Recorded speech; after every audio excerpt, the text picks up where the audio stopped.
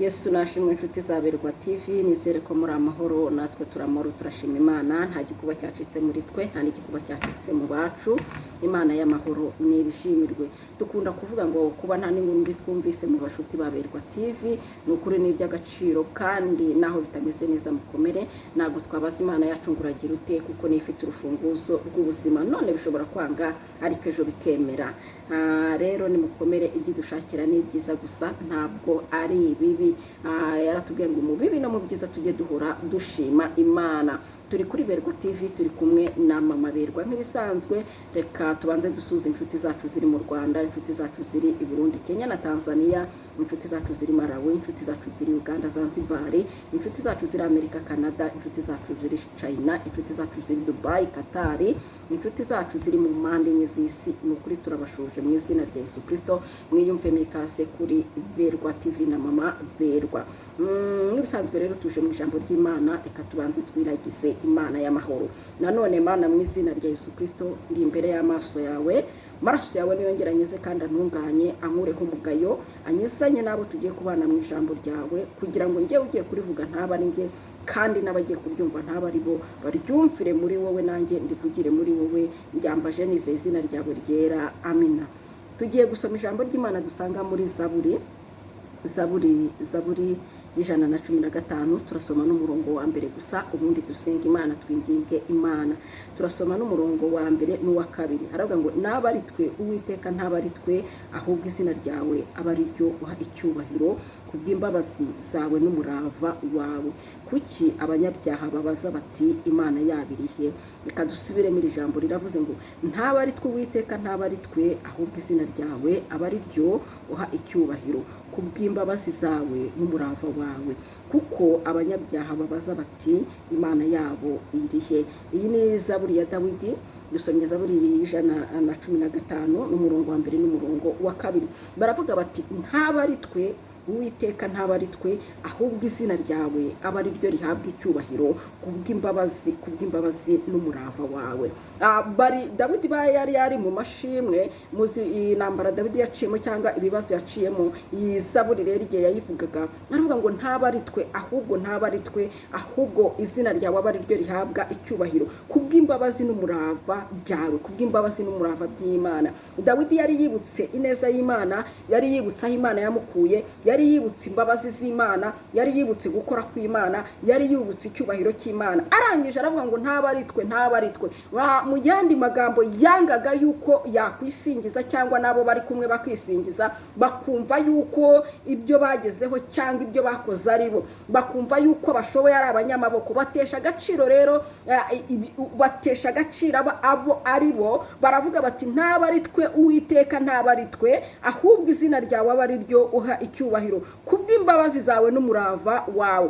Kubw'imbabazi, kubwo watugiriye imbabazi tubara abanyabyaha, ndetse n'umurava wawe ukadukura mu maboko y'ababisha bacu. Ariko bongera ijambo ravuga ngo kuki abanyabyaha babaza bati Imana yabirihe? Bari mu ntambara nanone bakavuga bati kuki turwanirire? Kuki abanyabyaha babaza bati Imana yabirihe? Abantu barakuzonze, warasenze ariko ntago birahinduka, winginze Imana ariko nta kirahinduka ku buzima bwawe, maze imyaka baguseka bagusekera. Ariko nakubwira ngo rindira Imana, Imana ishoboye byose. Nta kintu na kimwe wagezeho uratekereza kuba ugihumeka umwuka w'abazima n'iby'agaciro, no kuba ugenda bikemera, naho uri ubayeho ku bwawe, ntabwo ubayeho ku bw'abantu, ariko kuko tuteye nk'abantu kandi twibaza nk'abantu.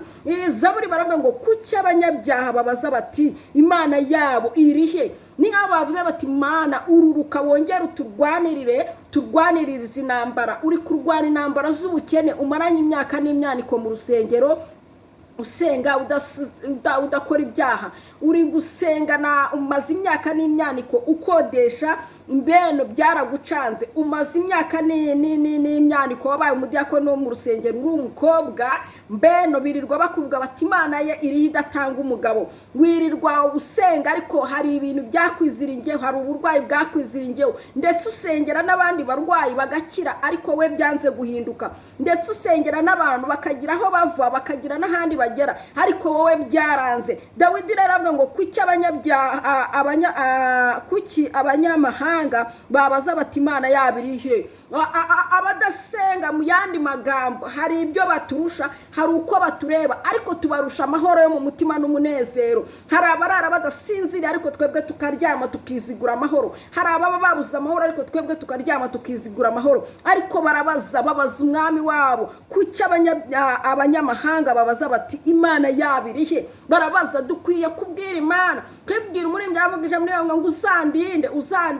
uzandinde ubukene butuma nukisha izina ryawe, uzandinde n'ubukire bwatuma nyiranga kuvaho. Ni ngombwa ngo tubwize Imana yacu kuri, dukomange dukingurirwe, tuyibwire ngo ni iki gitumye. Hari igihe umuntu akureba akakurebera mu isura kavuga ngo ariko ubundi igihe wasengeye wageze kuki, igihe wasengeye byagenze gute. Niyo mpamvu rero iri jambo ni rigufi ariko tugiye kurisengeramo twinginga Imana, tubwire Imana ngo uri Imana ihindura ibyanze guhinduka. Ni ukuri twasenze amasengesho menshi, twabaye imbere y'Imana kenshi, ariko tugiye gusengera isengesho Imana ibane natwe. Wowe ugiye kumvira isengesho ni ukuri Imana ihindure ibyo uri gusaba Imana ibiguhe.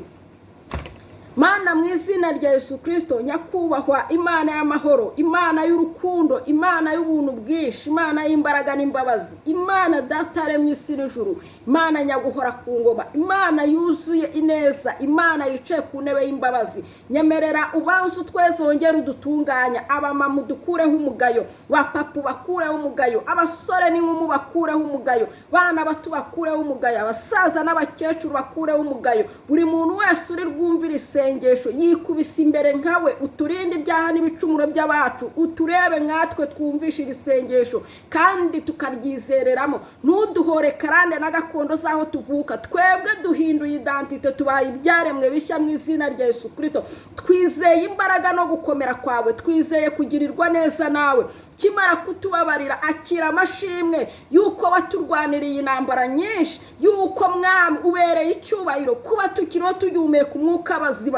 Ibyo ni iby'agaciro. Hariho benshi abo tungana bagiye, abo turuta ndetse n'abaturuta, abaturuta mu buryo bwose abo baciyeho tureba, ariko ukomeje kuturinda. Nubishimirwe nyaguhora ku ngoma. Niki gitumye abanyamahanga batugiraho ijambo ngo mbese imyaka basenze bageze kuki? Witeka Imana ciye imigozi yose, tesha agaciro imbaraga z'abamedi n'abaperesi kuri twe mu izina rya Yesu Kristo. Dufashe miri gukora kumwanzi ku bantu bawe, dutesheje agaciro imbaraga z'imyuka mibi. Dufashe miri z'imbaraga zose mu izina rya Yesu Kristo, turazizingatiye tuzohereje mu nyanja y'amazuku n'umuriro. Imbaraga zituma abakobwa badashaka, imbaraga zituma abantu badatera imbere, imbaraga zituma abantu batakira, imbaraga zituma abantu badasubizwa, imbaraga zituma abantu batazamuka, imbaraga zituma abantu batuzura umwuka wera, imbaraga zituma abantu badakomera mu gakiza. Izi imbaraga zose zikarande turazitwitse, turazishiririje,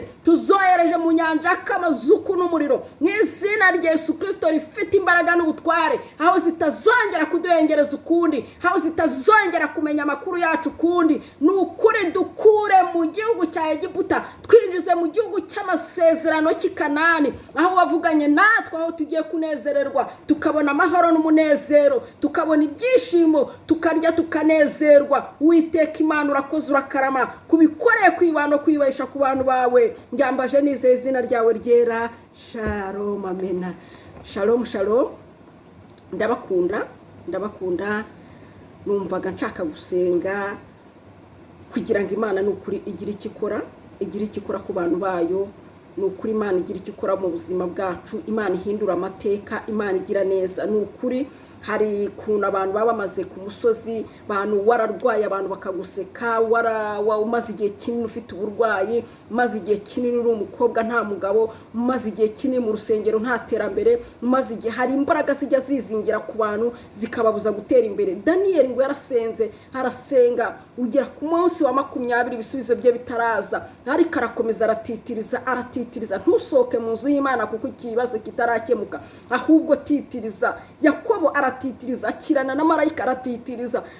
Ugera mu rukerera nibwo yahinduriwe izina. Muri uku gutitiriza kwawe niho harimo guhindurirwa izina. Arangije ngo Imana irabimenya, iriyururukira ubwayo, ngo marayika ufite imbaraga, uriya marayika ni Kristo, arururuka araza ngakubita imbaraga z'Abamedi n'Abaperesi. Ibisubizo bya Daniyeli birururuka, ibisubizo bya Daniyeli birururuka. Daniyeli, Imana aravuga ngo Daniyeli mugabo ukundwa, ibase umuntu uzwi n'Imana akakundwa. Nawe wibaza udusengesho usenga two mu bitotsi, dusengesho twacu rwose tw'amatakira ngo kandi tukadusengana n'ibyaha. Ariko Daniyeli ibisubizo birakwiriye rero niyacogora, ntibirakwiriye ko tudacogora mu gusenga, ahubwo dukomeze twambara imbaraga, dusenge cyane dushyizeho umwete. Imana yirukaniza imbaraga zituma abantu b'Imana basubira inyuma. Hari ukuntu duhama mu buzima ngo ni imigambi, ntabwo Imana idushakira ibyago n'amakuba, ahubwo hari imbaraga zashatse kutunyaga umunezero n'ibyishimo. Dukwiriye gusengana umwete n'imbaraga. Ahavuye kimwe senga n'ubundi harava ikindi, ni mu masengesho, ni ku mavi.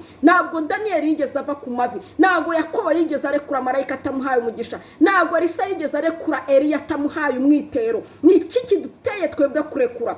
Twararekuye, twariyakiriye mu bibazo, twariyakiriye mu bigeragezo ngo ni ishuri. Oya, ni iki cyatuma ko bigoye ku isi turimo twaba bayobu? Biragoye ko twaba bayobu, biragoye ko iki kinyejana umuntu yambera nka Yobu agatsinda icyaha. Biragoye, ariko Imana iduha umutima nk'umwe wari uri mu mwana wayo Yesu Kristo wo gutsinda ikibi n'igisa nacyo. Ubundi dukomeze dutitirize, dukora umurimo w'Imana, dukomeze turwane, dukubitiza imbaraga z'Abamedi, imbaraga z'inyatsi, z'imbaraga ziri kwikaraga ku bantu. Umuntu akaba amaze imyaka n'imyaniko mu rusengero yarabuze umugabo, umuntu ugasanga amaze imyaka n'imyaniko mu rusengero atabasha no kugira icyo kurya, umuntu akaba amaze imyaka n'imyaniko mu rusengero atabasha no kubona umwenda wo kwambara. Usenga uhindura uburyo bwo gusenga, uzenguruke bucece, ubwira Imana kwinjize muri Kanani yawe y'amasezerano, byagutwikiriye bitwikururwe mu izina rya Yesu Kristo. Wakira Imana, wakire.